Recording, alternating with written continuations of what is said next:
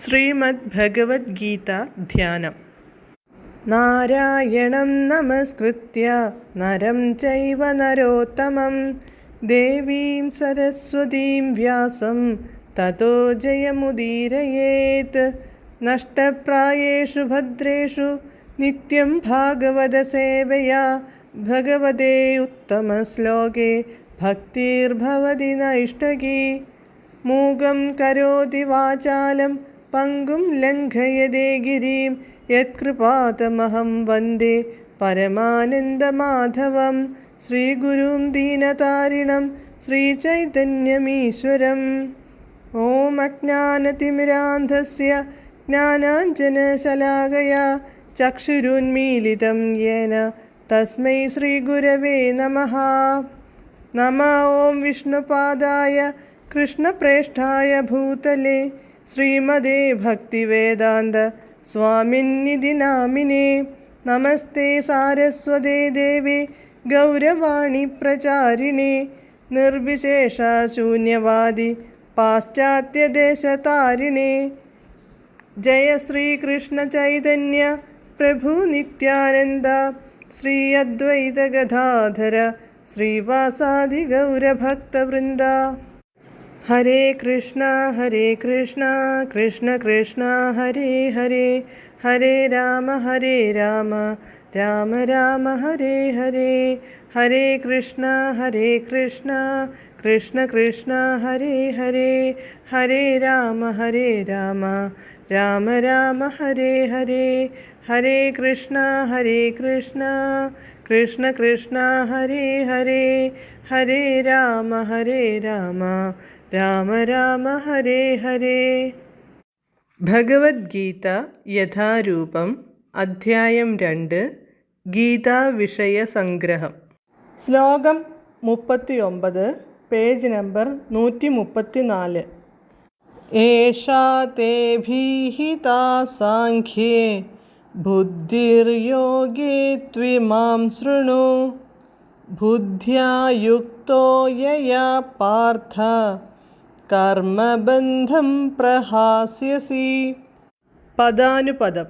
ഏഷാ ബുദ്ധിഃ, ഈ ബുദ്ധി, തേ നിനക്കായിക്കൊണ്ട്, സാഖ്യേ സാഖ്യതത്വമനുസരിച്ച് വിശദമായ പഠനം, മയാ അഭിഹിത എന്നാൽ വിവരിക്കപ്പെട്ടു, കിം തു എന്നാൽ, യോഗേ ഫലോദിഷ്ടമല്ലാത്ത കർമ്മപ്രകാരം, ഇമാം ഈ ബുദ്ധിയെ, ശൃണു ശ്രവിക്കുക, പാർത്ഥ ഹേ പാർത്ഥ, യയാ ബുദ്ധ്യ യാതൊരു ബുദ്ധിയോ, യുക്തഃ യുക്തനായിട്ട്, കർമ്മബന്ധം കർമ്മബന്ധത്തെ, പ്രഹാസ്യസി നിനക്ക് മോചനം നേടാം.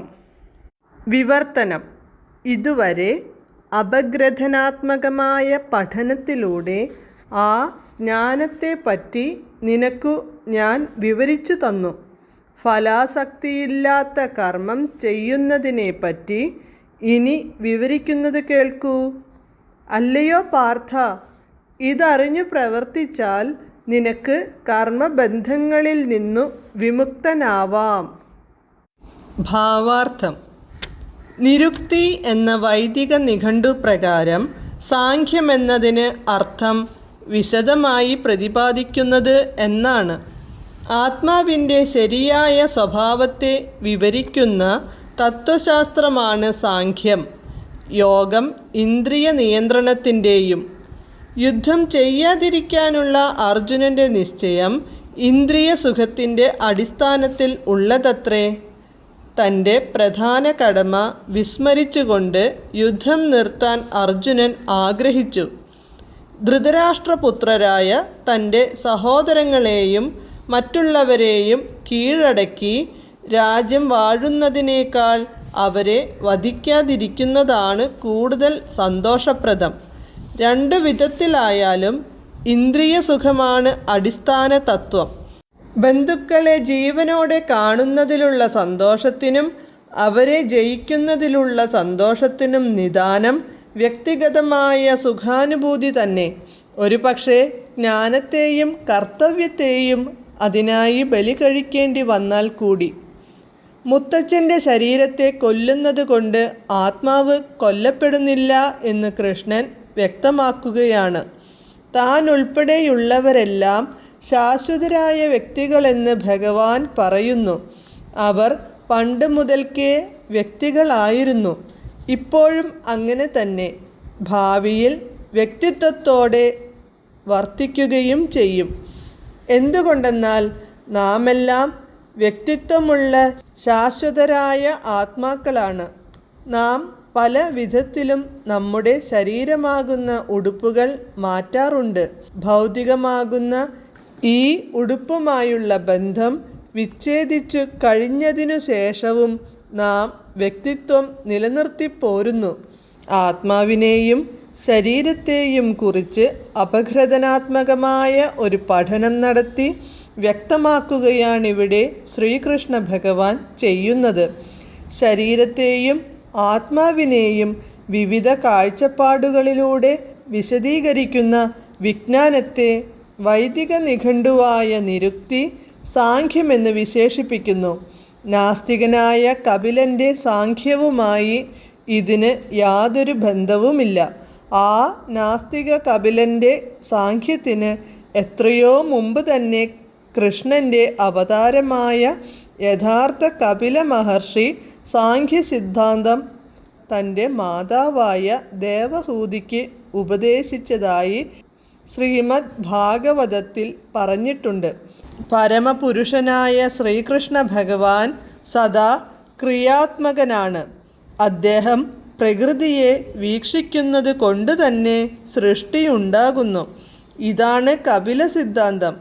വേദങ്ങളും ഭഗവത്ഗീതയും ഇതിനെ അനുകൂലിക്കുന്നു. ഭഗവത് വീക്ഷണമേറ്റ പ്രകൃതി അണുമാത്രരായ ജീവജാലങ്ങളെ ഉൾക്കൊള്ളുന്നു എന്ന് വേദങ്ങൾ ഉദ്ഘോഷിക്കുന്നു. ഈ ജീവാത്മാക്കളെല്ലാം ഇന്ദ്രിയ സുഖാനുഭൂതിക്കായിട്ടത്രേ ഭൗതിക പ്രപഞ്ചത്തിൽ പ്രവർത്തിക്കുന്നത്. ഭൗതിക ശക്തിയാൽ മോഹിതരായിക്കൊണ്ട് സ്വയം ആസ്വാദകരാണെന്ന് അവരോർത്തു പോകുന്നു. ഭഗവാനിൽ ലയിച്ചു ചേരാനുള്ള ജീവജാലങ്ങളുടെ ഈ മനോഭാവം മോക്ഷപ്രാപ്തിയോളം നിലനിൽക്കുന്നു. ഇതാണ് ഇന്ദ്രിയ സുഖാനുഭൂതി എന്ന മായയുടെ അവസാനത്തെ കെണി. ജന്മജന്മാന്തരങ്ങളോളം ഇന്ദ്രിയോന്മുഖ പ്രവർത്തനങ്ങളിലേർപ്പെട്ട ശേഷം പരമസത്യാന്വേഷണം പൂർത്തീകരിച്ച ഒരു ആത്മാവ് വാസുദേവനെ ശരണം പ്രാപിക്കുന്നു. അർജുനൻ കൃഷ്ണനെ തൻ്റെ ആത്മീയ ഗുരുവായി സ്വീകരിച്ച് സ്വയം സമർപ്പിച്ചു കഴിഞ്ഞു. ശിഷ്യസ്തേഹം ശാധി മാം ത്വാം പ്രപന്നം. തുടർന്ന് ഭഗവാൻ ബുദ്ധിയോഗത്തിൻ്റെ അഥവാ കർമ്മയോഗത്തിൻ്റെ പ്രവർത്തന പദ്ധതിയെ, അതായത് ഭഗവാന്റെ സുഖത്തെ മുൻനിർത്തിക്കൊണ്ടു ചെയ്യുന്ന ഭക്തിഭരിതമായ സേവനത്തെക്കുറിച്ച് പ്രതിപാദിക്കുന്നു. ഓരോരുത്തരുടെയും ഹൃദയത്തിൽ കുടികൊള്ളുന്ന പരമാത്മാവുമായി സമ്പർക്കം പുലർത്തലാണ് ബുദ്ധിയോഗമെന്ന് 10-ാം അധ്യായത്തിലെ 10-ാം ശ്ലോകം വ്യക്തമാക്കുന്നുണ്ട്. ഭക്തിഭരിതമായ സേവനത്തിലൂടെയല്ലാതെ അങ്ങനെ സമ്പർക്കം പുലർത്താനാവില്ല. എന്നാൽ അതീന്ദ്രിയ പ്രേമത്തോടെ ഭഗവത് സേവനത്തിലേർപ്പെടുന്നവർക്ക് അഥവാ കൃഷ്ണാവബോധം ഉൾക്കൊള്ളുന്നവർക്ക് കൃഷ്ണൻ്റെ വിശേഷാനുഗ്രഹത്താൽ ഈ ബുദ്ധിയോഗം പ്രാപ്യമാവുന്നു. അതുകൊണ്ടത്രേ അതീന്ദ്രിയ പ്രേമം കൊണ്ട് സദാ ഭക്തിപുരസരം സേവനകർമ്മം നിർവഹിക്കുന്നവർക്കേ താൻ പ്രേമഭക്തിയെക്കുറിച്ചുള്ള വിജ്ഞാനം നൽകൂ എന്ന് ഭഗവാൻ പറഞ്ഞത്. അങ്ങനെ ഭക്തന് ശാശ്വതമായ ആനന്ദത്തോടു കൂടിയ ഭഗവത് ധാമത്തിൽ സർവേശ്വരനെ നിഷ്പ്രയാസം പ്രാപിക്കാം. അങ്ങനെ ഈ ശ്ലോകത്തിൽ പറയുന്ന ബുദ്ധിയോഗം ഭക്തിയുക്തമായ ഭഗവത് സേവനമാണെന്നും ഇവിടെ ഉപയോഗിച്ച സാഖ്യപദം വ്യാജ കപിലൻ്റെ നാസ്തിക സിദ്ധാന്തമല്ലെന്നും വ്യക്തമായി. നാസ്തിക സാഖ്യവുമായി ഇതിന് ബന്ധമുണ്ടെന്ന് ആരും തെറ്റിദ്ധരിക്കരുത്. അക്കാലത്ത് ജനങ്ങളിൽ അതിന് സ്വാധീന ശക്തി ഇല്ലായിരുന്നു. അത്രയുമല്ല, അത്തരം നാസ്തിക തത്വാധിഷ്ഠിതങ്ങളായ അഭ്യൂഹങ്ങളെപ്പറ്റി ഭഗവാൻ സ്പർശിച്ചിട്ടുപോലുമില്ല. ഭാഗവതത്തിൽ പ്രതിപാദിക്കപ്പെട്ടതാണ് കപില ഭഗവാന്റെ യഥാർത്ഥ സാഖ്യ സിദ്ധാന്തം. അതിനും ഈ സന്ദർഭത്തിൽ പ്രസക്തിയില്ല. ഇവിടെ സാഖ്യം എന്ന വാക്കിനർത്ഥം ആത്മാവിനെയും ശരീരത്തെയും അപഗ്രഥിച്ച് വിവരിക്കുക എന്നതാണ്. ഭഗവാൻ കൃഷ്ണൻ ആത്മാവിനെക്കുറിച്ച് അപഗ്രഥിച്ച് വിവരിക്കുന്നത് അർജുനനെ ബുദ്ധിയോഗത്തിലേക്ക് അഥവാ ഭക്തിയോഗത്തിലേക്ക് നയിക്കുന്നതിനു വേണ്ടിയാണ്. അതുകൊണ്ട് ഭഗവാൻ കൃഷ്ണൻ്റെ സാഖ്യ സിദ്ധാന്തവും ഭാഗവതത്തിൽ വിവരിച്ചിട്ടുള്ള കപില ദേവൻ്റെ സാഖ്യ സിദ്ധാന്തവും ഒന്നുതന്നെയാണ്. രണ്ടും ഭക്തിയോഗമാണ്. അതുകൊണ്ടാണ് ബുദ്ധി കുറഞ്ഞവരെ സാഖ്യയോഗത്തെയും ഭക്തിയോഗത്തെയും വ്യത്യസ്തങ്ങളായി കാണൂ എന്ന് ശ്രീകൃഷ്ണ ഭഗവാൻ പറഞ്ഞത്. സാഖ്യയോഗൗ പൃഥക് ബാലാഃ പ്രവദന്തി ന പണ്ഡിതാഃ. നാസ്തിക സാഖ്യ സിദ്ധാന്തത്തിന് ഭക്തിയോഗത്തോട് ബന്ധമേ ഇല്ല എന്നിരിക്കലും അതിനെക്കുറിച്ചാണ് ഭഗവത്ഗീത പ്രതിപാദിക്കുന്നതെന്ന് അല്പബുദ്ധികൾ അവകാശപ്പെടുന്നു. കൃഷ്ണാവബോധത്തിൽ മുഴുകി ഭക്തിനിർഭരമായ സേവനത്തിൽ പൂർണ്ണമായ ആനന്ദത്തോടും വിജ്ഞാനത്തോടും കൂടി പ്രവർത്തിക്കലാണ് ബുദ്ധിയോഗമെന്ന് നമുക്ക് മനസ്സിലാക്കാം. ബുദ്ധിയോഗ സിദ്ധാന്തമനുസരിച്ച് ഭഗവാന്റെ സംതൃപ്തിക്കു വേണ്ടി മാത്രം പ്രവർത്തിക്കുന്ന ഒരാൾക്ക് ആ തൊഴിൽ എത്രമാത്രം ക്ലേശകരമായിരുന്നാലും ദിവ്യമായ ആനന്ദം അനുഭവപ്പെടും. അങ്ങനെയുള്ള ദിവ്യകർമ്മത്തിലേർപ്പെടുകയാൽ ഭഗവത് കൃപ മൂലം ദിവ്യമായ അറിവുകളെല്ലാം തീവ്രമായ ബാഹ്യശ്രമങ്ങളൊന്നും കൂടാതെ തന്നെ അനായാസേന കൈവരുന്നു. അയാൾ പൂർണ്ണമായും മുക്തനായിത്തീരും. കൃഷ്ണാവബോധത്തോടെയുള്ള പ്രവർത്തനവും ഫലേച്ഛ മൂലമുള്ള വിശേഷിച്ച് ഭൗതികമായും കുടുംബ സംബന്ധമായുമുള്ള സുഖഭോഗ സിദ്ധിയെ ലക്ഷ്യമാക്കി ചെയ്യുന്ന പ്രവൃത്തികളും തമ്മിൽ വളരെ വ്യത്യാസമുണ്ട്. അതിനാൽ നമ്മുടെ കർമ്മത്തിൻ്റെ അതീന്ദ്രിയ ഗുണമത്രേ ബുദ്ധിയോഗം. ഹരേ കൃഷ്ണ.